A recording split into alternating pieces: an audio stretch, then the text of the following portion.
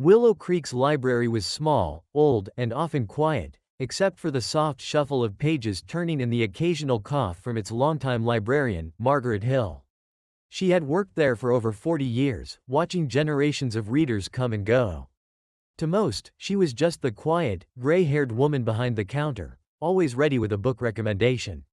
But to a few, she was something more. It started when Olivia, a high school student struggling with self-doubt, checked out an old poetry book. As she flipped through the pages, a small envelope slipped out. Curious, she unfolded the delicate note inside. "Dear reader, you are stronger than you think. Every great mind has doubted itself at some point. Keep turning the page, and you'll find your way. A friend." A chill ran down Olivia's spine. The letter wasn't signed. Who had left it? And why did it feel like it was meant just for her? As the weeks passed, Olivia couldn't shake the mystery. She checked out more books, and to her surprise, she kept finding more letters. Some offered encouragement, others spoke of perseverance and hope. She wasn't the only one. A single father struggling to find his place in the world discovered a note in a parenting book.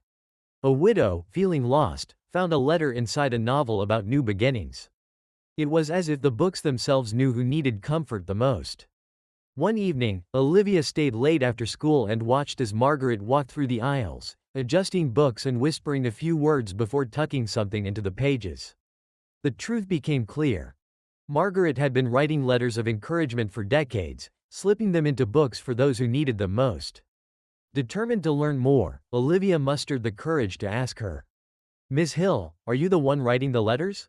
Margaret smiled, neither confirming nor denying. "Books have a way of finding the right person at the right time," she said. Olivia placed a book on the counter. "They found me when I needed them." Margaret's eyes softened. That's the magic of stories and of kindness. Sometimes, people just need to know they're not alone. Over the years, Margaret had seen struggling students, grieving parents, lonely hearts, all seeking solace in the bookshelves. So she had started writing, knowing that even the smallest words of encouragement could change someone's life. Months later, Olivia came back to the library to return a book, only to find it closed. A sign on the door read, "With gratitude, Margaret Hill has retired after 42 years of service."